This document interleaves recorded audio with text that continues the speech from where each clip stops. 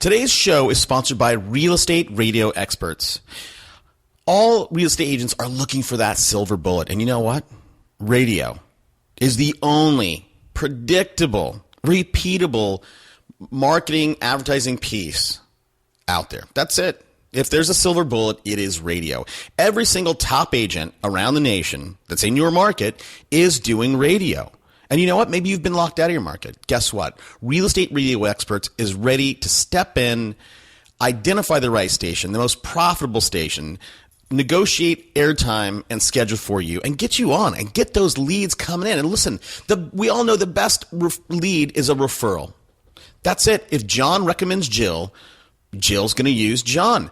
When we have the local radio host recommend you, that's it. That's the person they're going to use. That is literally just as good as a referral, or I would say one notch down. So if you want to step up your game, level up, go to Real Estate Radio Experts, fill out the getting started form, and look, let's chat. Let's get you on the radio.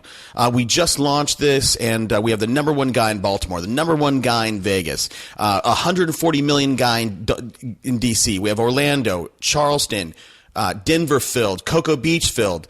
I think there's a couple more. We're talking to Chicago's almost done, Madison, Wisconsin. Look, guys, this is filling up quick. So go to realestateradioexperts.com and let's get going.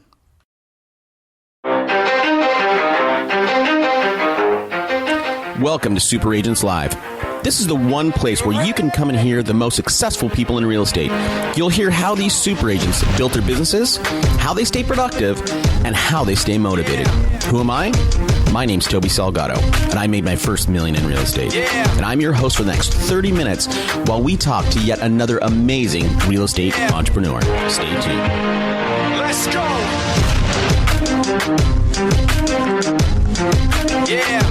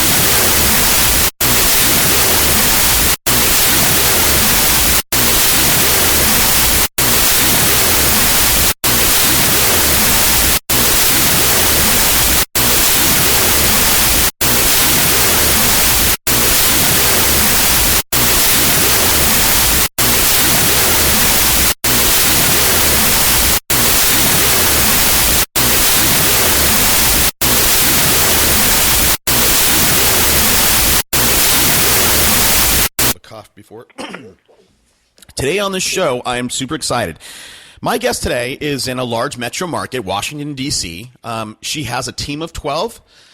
This year, she'll do about 130 transactions for $124 million, which puts her average sales price right at about $1 million. I'm thrilled to welcome Jane Fairweather. Hey, Jane, thanks for taking the time out today. You're welcome. I'm excited to be here. All right. So I've given the audience just a brief overview of what your business looks like. But before we get to that, maybe take a minute and tell us a little bit about yourself, and then we'll get into your business. Okay. So I'm a baby boomer. So don't answer my age, but you can figure that out. I've been in the business about 30 years, and I have probably been coached since about the fourth year I've been in the business. So I'm a big fan of being engaged with a business coach along the way, because real estate's one of those businesses where there's no real training program for it, and there's lots and lots of skills you need to have on all levels and in all areas to be successful. And really for me, I didn't know what I didn't know, so I needed a coach to tell me what I didn't know and then prepare to know it. Right. So, we do, our typical market is, houses anywhere from 7 would probably be our entry-level price range, up to about 4 to 5 million. We sell a lot we're the most educated zip codes in the United States. So everybody here is either a doctor, a PhD, a lawyer. We have one of the highest incomes in the country in this market area, and it's a really popular place to live. We're in a town called Bethesda. Most people will know the adjacent town called Chevy Chase, and from the comedian Chevy Chase, there's actually a town called that. And then, of course, Potomac, which is a little further out with the larger lots and bigger houses. So that's our typical market area. Okay, our good. Houses right now. I'm sorry. Go ahead. No, I was gonna, yeah, I'm not too interested in what your current market looks like, so that's fine. So going back to that thing, that Donald Rumsfeld line, right? You don't know what you don't know. It's such a right. In terms of investing, those are the deals that I've lost money on because I didn't know what to ask. What is it? You're a big fan of personal development. What is one of those things that you don't know it till you do know it? What's one of those aha things you're like, have you had those moments? Yeah, so I'll give you a good example of how I started to get a coach. So I'm an agent. Probably this is 30 years ago, and I had gotten to 9 million in gross volume, and I must have thought that I was pretty fancy pants. And some agent said to me, I know you think you're really special, Jane, but 9 million is nothing when you see the rest of the country. I mean, there are people getting coached. At that time, it was Mike Ferry, Tom's father, who were doing like 300 transactions a year and 300 million. I went, no. I had no clue that you could actually do that kind of business. And so I went to a conference, and sure enough, man, there were people there doing extraordinary amounts of business, but they had systems. Yep. I didn't know you needed systems. I didn't know what it took to get 50 deals and then to go from 50 to 100 and then 100 to 150. Yeah. So I didn't know that. And so that was the value of being around people that are doing that kind of business and a coach that helps to put you in front of people and give you best practices. I agree. And, again, that whole you don't know, that's why it's one of the reasons why we do this show. We bring people like you on, and, and for our audience, whether you are a new to real estate or you're a broker with 300 agents, it's always great to get a different viewpoint. Now, for you, you said something that was really interesting to me. Your market, you said it's the most educated market or most educated zip code in the nation. In terms of marketing, how has that been a challenge for you? I really think that it almost doesn't matter. I mean, educated people are no less emotional about their house than uneducated people or people that don't have advanced degrees. Residential sales are emotional decisions. I don't care how brilliant you are. You still think you have the most beautiful house in the world. So the same objection handlers that you would use with someone who's not a PhD, sometimes don't work as well on someone who is a PhD because they want to argue with you. Yeah. So, the more educated they are, the more they think they know. But when all is said and done, only one of us is sitting at the table that sold almost 200 houses, in the last 18 months. Right. So I usually ask them how many houses they sold last year. Right. None. Right. Or one or whatever. But Right. So, again, if you're dealing with a PhD or some MBA guy or, again, I don't know what kind of education these people have, these are people that understand what research is and they like doing research. I mean, right. They come to the table, I'm sure, a lot more prepared than some guy who just has a high school diploma. Right. So I also feel like, the thing that distinguishes all of us, you talk about what are the tools you need or what are the tools of our trade, like a carpenter has a hammer and, a farmer has a hoe. We as real estate agents, I believe our secret weapon and our tools are language. So it is our job to take someone who doesn't want to agree with us and present a cogent argument that causes them to go, wow, I never saw it that way. So I think that my skill is that I have figured out almost every single objection a buyer or seller could have, and then I've figured out the most articulate way to tell that story that fits into their life experience so they go, wow, I see your point. Got it. Okay. So the smarter they are, the smarter I have to be. Right. Well, and again, I'm sure you again, because you've been at this for a while and you've heard all those objections, so you're comfortable handling them. What about, and that's when you get you get an appointment and you're sitting across the table from them. In terms of marketing, general marketing, right, to get to that appointment, do you feel you have to do things differently with a super educated person that you're dealing with? Yes and no. Real estate, it's a concept that you say to somebody, because whenever you're with the seller, he has an idea of what his house is worth. Of course, it doesn't really matter because he's not buying it again. Right. So when we have to explain to him how the economics of real estate works, the more educated they are, the more they understand how the economics of other things work. So, it just depends. We have a lot of economists here, a lot. Wow. We have the World Bank, the IMF, and, yeah. The Justice Department and the Commerce Department, and we just have all these people who think that they're brilliant. But, we just have to be able to articulate their story in a way that they can buy into it. I don't think it's any worse or any, easier to work with educated people. I just think your conversation might have to go a little bit deeper with them because they're going to say yes, but a lot more.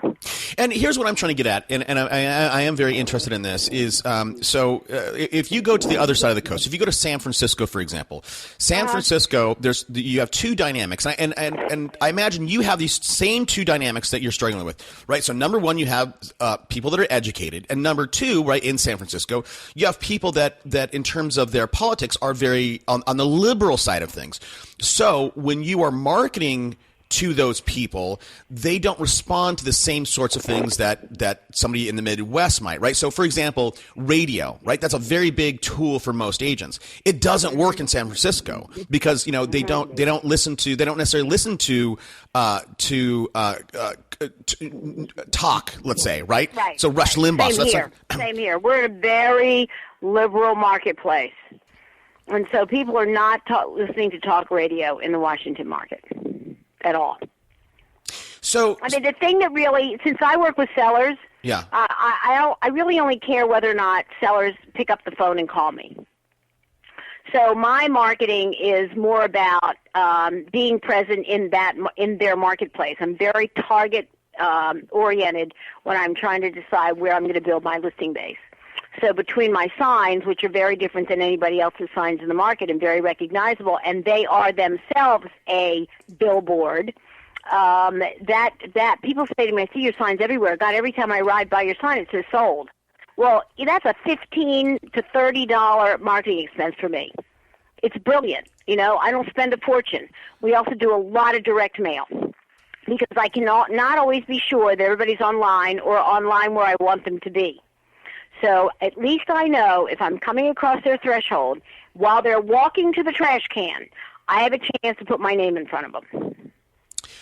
Right, and I'm on your site right now. I want to see. I mean, you have an interesting kind of logo. I like your logo. It's for everybody out there. You can go to JaneFairweather.com, and she's got a weather vane with a little rooster on top. So your signs, Jane. I was hoping to kind of see a picture. I'm not seeing one on your site. Well, how are those different? So we use post signs here. You know, the big white post. Yeah. That's okay. So on the top of my sign, there's a slit on the top of the sign, and we put a arch on top of that. That is my weather vane arch logo. I was thinking. You see that? So that's on the top of every one of my signs. Okay. And then there's the Coldwell Banker sign, and then under that is a large name tag rider in red that is my name. Now, that's all fine and dandy, but the thing that really sets that apart is that I have a sash that goes across the Coldwell Banker sign that says sold, like a sash you would wear if you were Miss America, okay? Mm-hmm. So there's a sash that snaps on across the Coldwell Banker sign that says sold. So that is very memorable. And remember that whenever you advertise, your goal is to ask yourself, who's going to see it, how long will it last, and will they remember it? Yeah. So if you can meet all three of those things, then I think you have a winning strategy. So for me, the sign lasts for a long time. It certainly usually takes me 30 to 60 days to sell a house, and then another 60 days to settle. So the sold banner's up for 60 days. That is a very powerful message when people ride by, because it says Jane Fairweather, successful. And then, so we know that it's hitting my target market because I really try to list in a certain area. It lasts a long time, and because it's so distinguishable from other signs, it's memorable. Yeah, I agree with that. That's interesting. So this is something that maybe you want to answer or don't want to answer, but I know that with Coldwell Banker, for example, on your signs, Coldwell makes you brand them. I mean, they're up top, and normally that branding, the font is twice as big as the Fairweather, Jane Fairweather team. Is that sash in a lot of ways? Is it sort of a subtle, trick to cover up the Coldwell Banker branding? Originally it wasn't designed that way. Originally it was designed because it was much more visible if it was on the top than on the name tag rider. So I mean, nobody ever said to me when I did it, you can't do that. I mean, Coldwell Banker was just happy they were getting money for all the sold signs.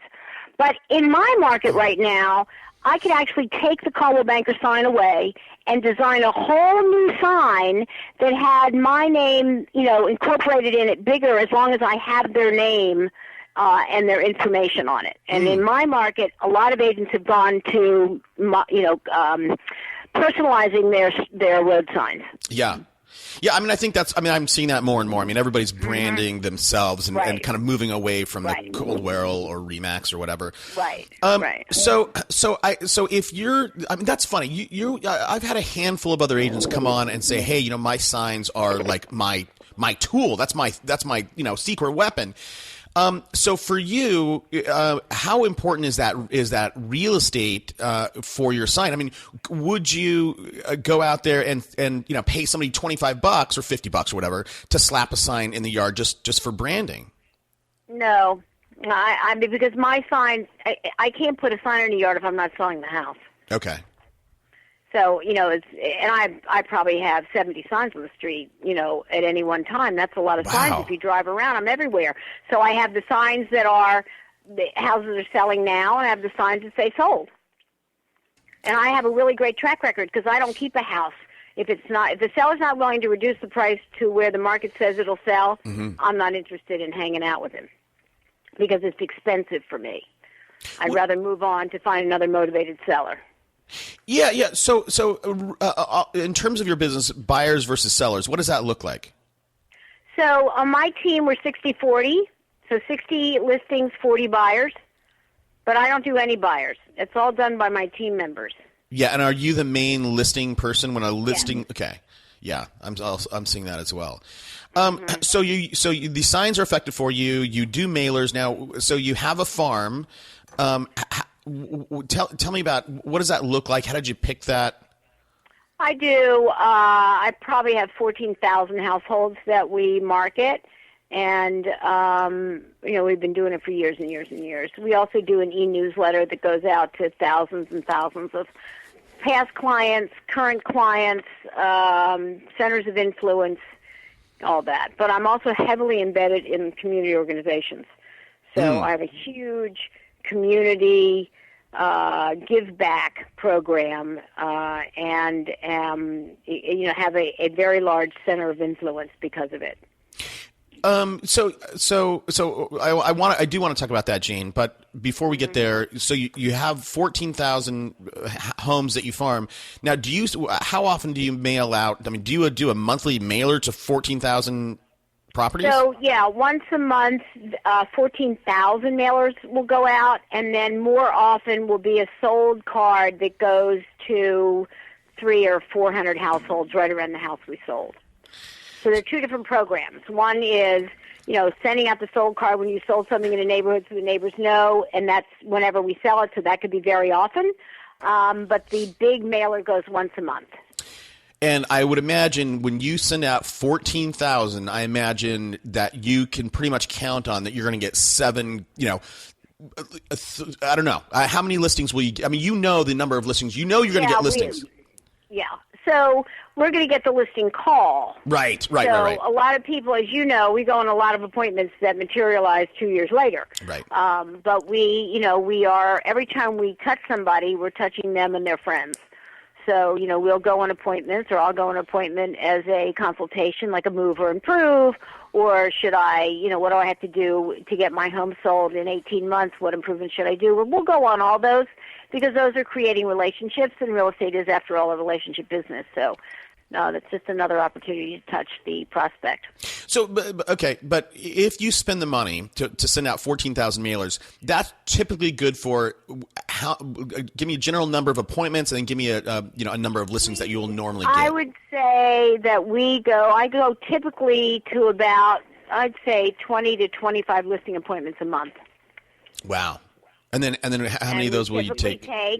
So we typically take that month probably between 9 and 12. The other ones are not necessarily lost opportunities; they're just not now opportunities. Right. That's amazing. So, and I mean, is this all? I mean, is basically your business built off of? Well, hold on. Getting back to the farm. Let me ask this question first. So, what thought process did you use to pick this 14,000 homes? What metrics were you looking for to say this is the area that I want to own? Well, I mean, it grew over time. I didn't start with 14,000. I started with, 3 neighborhoods. And then when we saturated those and I needed to increase the percentage of homes we listed, I had to expand, because, you can only, some neighborhoods turn over 20%, some over 7%. So I just, it's a numbers game. Yeah. So the more households you hit, the more opportunity you have for a certain percentage of those to be turning over. So it just it was more like a numbers game than it was. I mean, I stayed within the certain zip codes where I work, and I only expand to those zip codes, but over the time, I would add more and more neighborhoods. So, I mean, again, you've been at this for a long time, so people know Jane Fairweather. They know your logo, right? Because they're seeing your signs everywhere.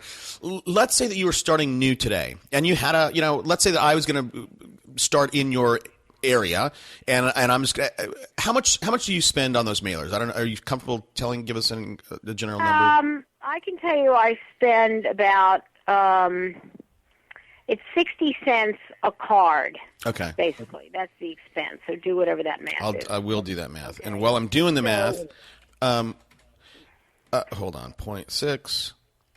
So about $8,500. So let's say that I came in and maybe not your area, but another area, and I said, look, I'm gonna drop $9,000 a month on mailers, being brand new, right? Not having a presence.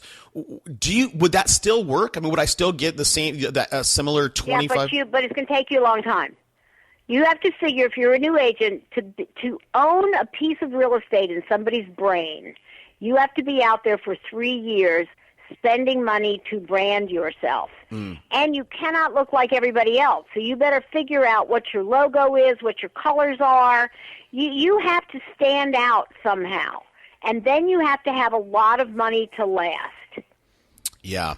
Because you got to, the deal with mailers, for example. I mean, on typically what I hear, it's 18 months to just break even on that. But you got to be mailing them for 18 months.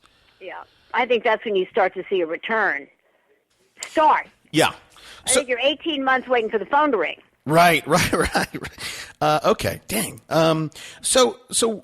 We earlier before I got off on that tangent. You were talking about community. What you're big in the community. You give back. What kind of things do you do there, Jane?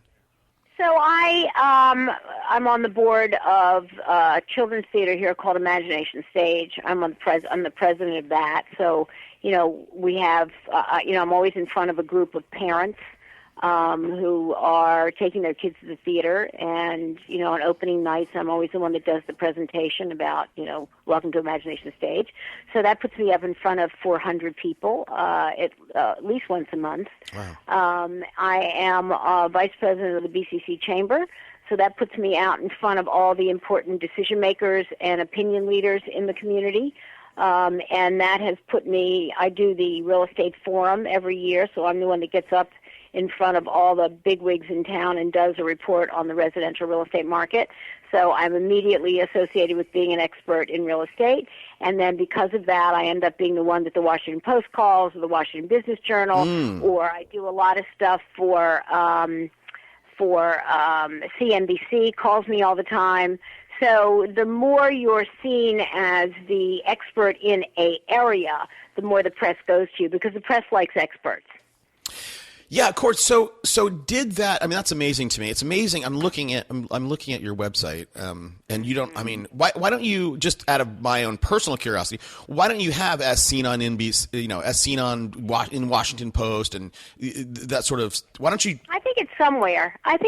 It might be in my personal stuff. Might be about. I don't know. Yeah. Okay. Yeah. Okay. So that was that kind of press. Did it just come about organically, or were you deliberate in reaching out to? No, I was deliberate. I was totally deliberate.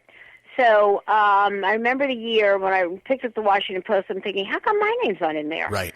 So I actually hired. This is a really good story about. You can do it. Don't hire people. So I hired a PR firm to get me in front of the Washington Business Journal and the Washington Post. And they had never handled a real estate agent before. They didn't really quite know how to make that happen. And I spent a lot of money, and they sent my stuff, to these two different media outlets, and it did like they never did anything. So finally, I just one day picked up the phone and called the real estate reporter and said, "Hello, I think we should talk, and let's go out to lunch." She said, "I'll take you." And that was the beginning of a long relationship. She became a very good friend of mine. And I was in the Washington Post almost every weekend until her editor said to her, there has to be someone else besides Jane Fairweather selling real estate in the Washington market. So, and she said, and this is important for real estate agents to know, Jane's the only one that will tell the truth. Everyone else wants to tell me the market's fabulous, and I know it's not. So the press doesn't want you to snow them. If you'll tell them the truth, the good and the bad, they will think that you are honest, and they will go to you, because they don't need you to blow smoke. They can blow their own. Right. Man, I love that. I'll tell you, for this show, we actually had a distribution deal with NAR, and they were releasing our episodes, and all the editors loved this content, and some crazy lady threw a fit about somebody I had on the show, and they pulled us, and that really stank, because we got a lot of traffic from that.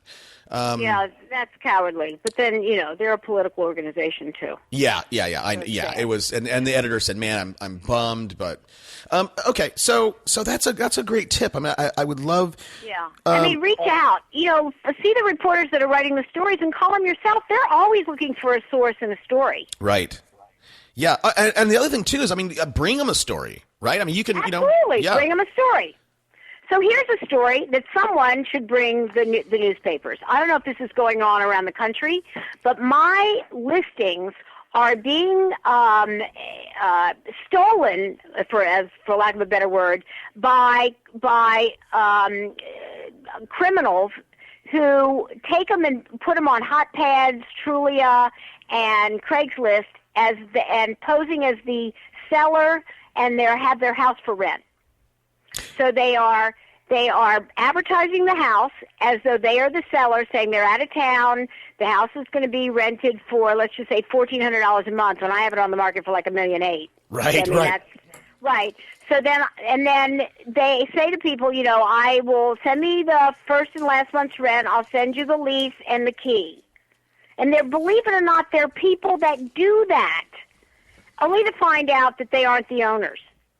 And this is happening to me, I would say, at least once a week.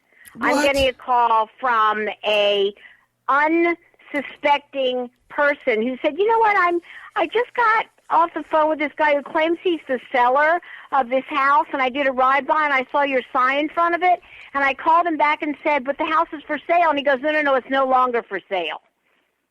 Amazing. So this is a very big thing. I'm sure it's going on around the country. Well, I'll tell you, this is the first time I've heard of this specifically. I mean, and there's obviously people were doing this with empty houses that were foreclosed on, and I've also seen this on Craigslist with cars and boats, where they say, "Hey, this is a great. I want this boat. I wanted to buy it." I was like, that's totally worth that price. I forget exactly. And I said, "Hey, I'll take it. Where can I go grab it?" And they're like, "No. Send me the money." And it's for eBay. And I'm like, eBay doesn't have escrow anyhow. There's crooks out there. My words to the wise, or if it's too good to be true, it is. Yeah. Check out every single thing you see online. And if you can do a ride-by in the house, and if you see an agent's name in front, call that agent. You'll get the real story. I agree. So going back to let's talk about you being a boomer. Because here, this is what I want to know, or I want to get your take on it. Is look, NAR came out with some stats, and in terms of who was buying real estate, it was very evenly matched. It was 31% millennials, 30% Gen Xers, and 30% boomers. In terms of those three groups, is there opportunity? Where do you see opportunity in those groups? So in my market, which is a suburb of D.C., what they've done in Montgomery County is they're urbanizing the suburbs. So they're building mixed-use, transit-oriented communities around metro stations that are a combination of residential, retail, theaters, shopping, boutiques, things like that. So everybody's living in a downtown area, so to speak. Yeah. With side streets, so people are much more in the community. So if you're a boomer and you're sitting on an acre of land and your kids are gone, and you're driving your car to do absolutely everything in your life, that's the person that goes, what am I doing here? Right. I live in 2 rooms in my house. That's a huge market for us. So, I would say that's selling a single-family home and probably selling them a condo, so they can downsize. So that's a terrific marketplace for us. And the more urban, the better. Now, the baby boomers want to live urban in the suburbs, whereas my millennials want to live urban in downtown D.C., right, which is hot, hot, hot. I mean, they have developed areas that I would never have ever even driven in. They were so dangerous. Are now, you see mommies with baby strollers. I mean, it's amazing how much they've gentrified D.C. Right. I think it's one of the fastest growing markets in the whole country. So for us, that's a very, very big marketplace. Yeah, well, it's in those. I mean, San Francisco's kind of the same way. In those areas where that used to be like dangerous. Now you see people with $1,000 strollers cruising down the street. That's us. That's us. So, any way you can get into the desire to live urban, if you can build a practice in that market, you're set for what I think the trends to the future are going to be. The farther out you go, the more you drive to get home, the less demand there is, the lower the prices are going to be, the harder it's going to be to resell them, the longer they'll sit on the market, the more of a drain they'll be to your real estate practice. So, the market's completely changed. Yeah. In our, where we are anyway. That doesn't mean that the 40-something, 30 and 40-something, when they're having kids, aren't going to move to the suburbs. They will, but they probably won't move to the far out suburbs. Right. Yeah, I would agree with all that. So earlier, Jane, we talked about how you get listings, right? So you do the mailers, and you are primarily the listing agent for your company or for your team, however you want to say it. You have 12 team members. What do you do to generate buyers leads? And again, that's where you started. Right. Well, agents without listings are agents without buyers. So if I have 70 signs on the street, you better believe my phone's ringing like crazy. So getting buyers, if you're a big listing practice, that is the bonus, is that buyers call you. Because really, when you think about it, if you don't have a listing, why would anybody call you? Yeah. Strangers. Your friends might call you, but, so they call us because they see our stuff everywhere. So we don't really have a problem with buyer leads. We have a lot of them. We have I'm trying to build now market areas for some of my buyer's agents. So we're going outside of my market where I've built name recognition, and we're going to start to build, a farm for the people that are on my team. Got it. So Jane, for you, again, you're a boomer. You've been at this a while. You're doing, $124 million in volume. What keeps you going? You don't need to work anymore. You are this. I can feel it. You're a very energetic woman. Why aren't you? Don't you? Right. So you're, Well, here's the thing. Okay. Sales are very exciting. I think the most exciting job is to be in sales. You get excited, you make a deal, and at some point you become a deal junkie. Yeah. It's like, oh my God, I have to do my next deal. There's a lot of, I feel the same way when I do sales as I do when I actually ski down a big serious slope and I get to the bottom and go, wow, I did that. It gets me excited. So, on the one hand, I really love what I do, and on the other hand, I don't love that it sucks the life out of my life. It is a big responsibility. It can be hours and hours and hours if you can't manage your time well. So, you really, when you get to my level, you have to really figure out how to have a life. Because now you've got income and you have a business, but now you have to have a life. Yeah, no, absolutely. I 100%. And that's a great segue into, I wasn't going to go here, but I think we can. You said at the beginning of this interview that you were big on coaching. Now, as you grow your team, as you grow your practice, as you grow personally, the problems that you had in the beginning are not the problems that you have now. Do you still have a coach? Oh, yeah. Amazing. Oh, yeah. I'm coached by Ken Goodfellow out of Canada. Huh. Never heard of that guy. He's a big deal. Maybe you can introduce me to him. I'll get him on the show. I'd love to.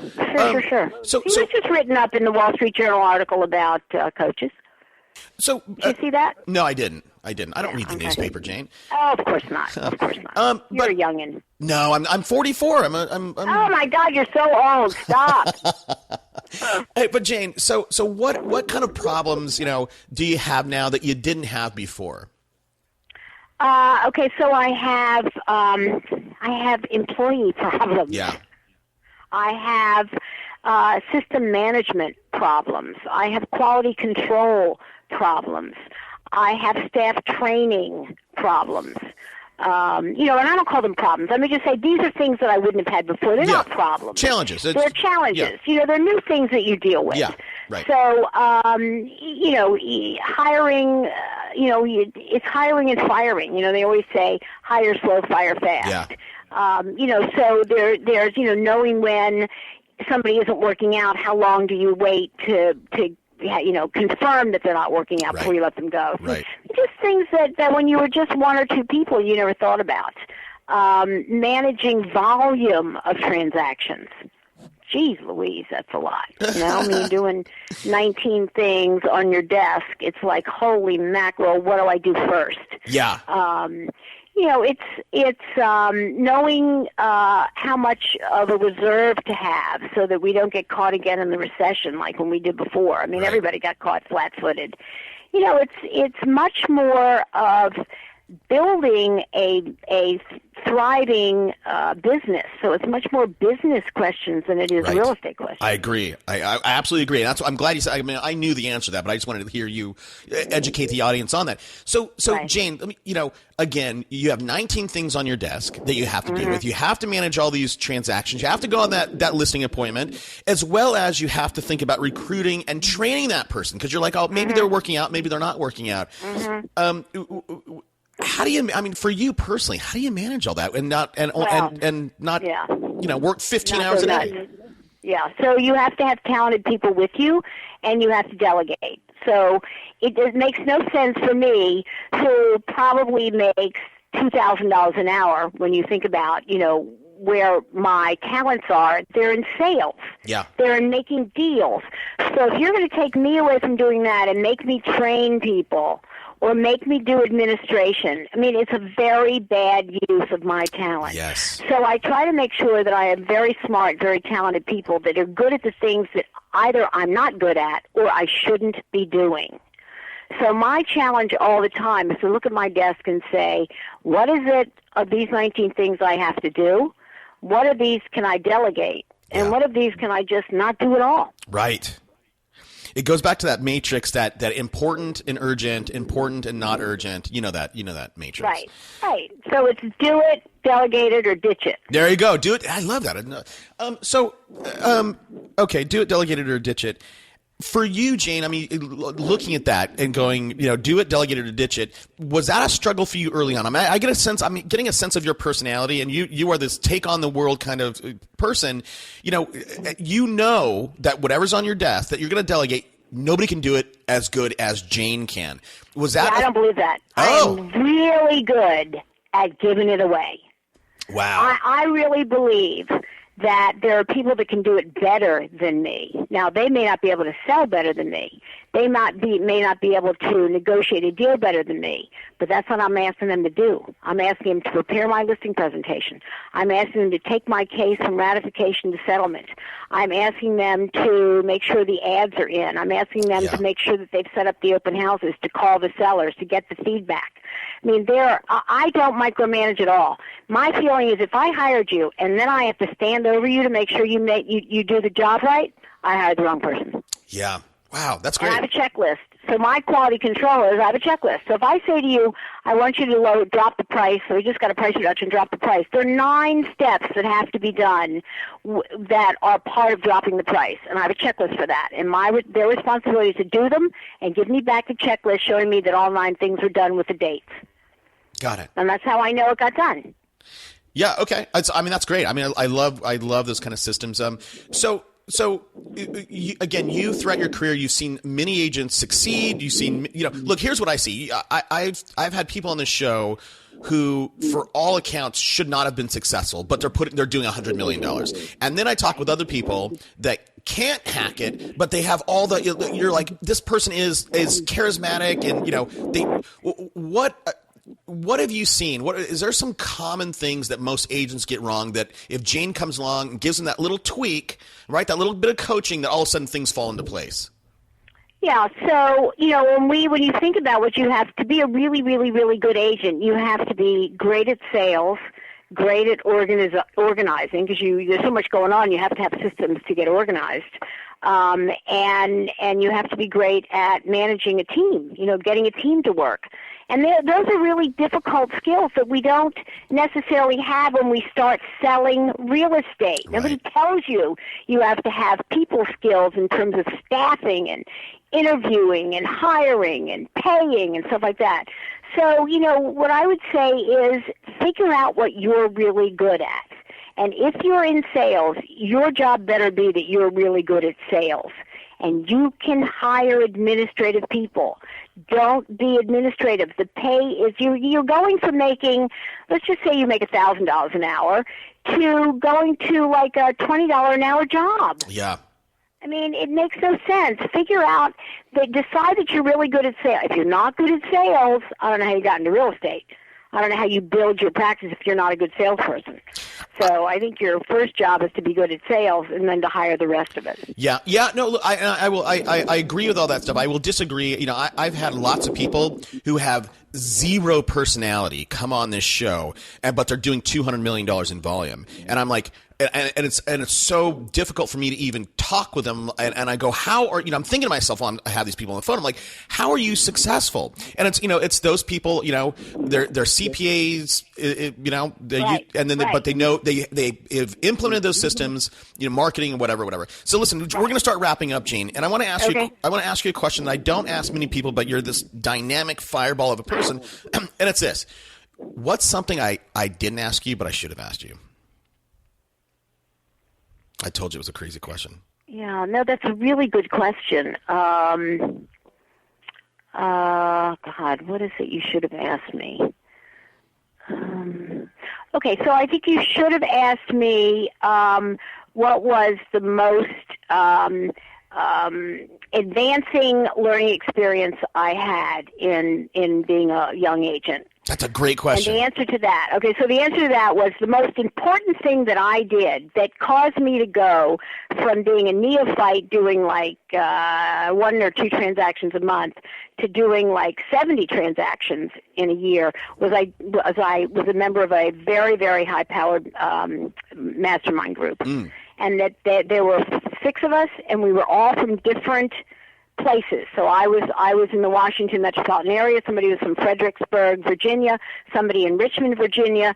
Somebody from Northern Virginia. So none of us were in each other's markets. So we shared 100% of our pluses, what we were good at and what worked and what didn't work. Yeah. And that gave me immediately systems. I mean, it was amazing. This guy had a whole series of checklists for, his closing coordinator. So wow, that would help me too. So it took me from being, sort of starting out and doing trial and error for 10 years to starting out and having very successful systems in place by the end of 2 years. Got it. And I think that's awesome. And I think that there are a lot of people are out there and going, man, Jane, I would love to do that, but I'm a guy who's only doing 10 deals a year.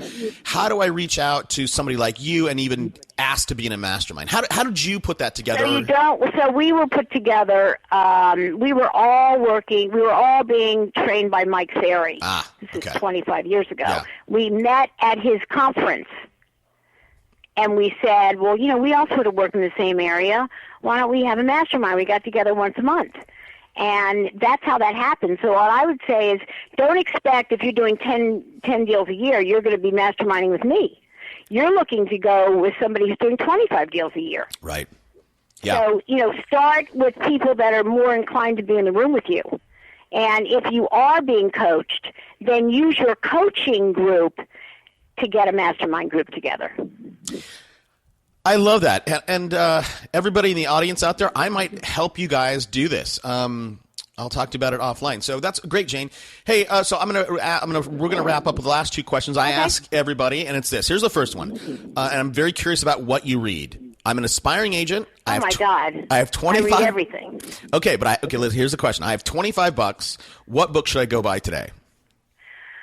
Okay, so let's see. If you're going to build a team, get Don't Fire Them, Fire Them Up by Frank Pancetta. He wrote about his, I think it was a Xerox experience. Selling the Invisible by Harry Beckwith. Raving Fans by Sheldon Bowles and I think Ken Blanchard. Yeah, that sounds right. I think Always How to Win Friends and Influence People by Dale Carnegie. I think that's just a standard book. Everybody should read it. Once a year they should read it. Once a year. Absolutely, once a year. I don't know. No, that's good. That's awesome. I asked for one. You gave us listen, and for everybody, some of those books I have not heard about, so they will all be in the show notes at Super Agents Live. You can get a free copy of any one of those books using our link, audibletrial.com/superagentslive. Now, for you, Jane, this is our last wrapping up question. Do you feel that you have any personal habits that have contributed to your success? Yeah, I'll tell you, the thing that has caused me to be the most successful is discipline. Because, we're all self-employed, which is kind of like being unemployed. Without discipline, you're unemployed. Yeah. So I have a schedule that I keep every day. It starts at 6 in the morning when I get up to go to the gym.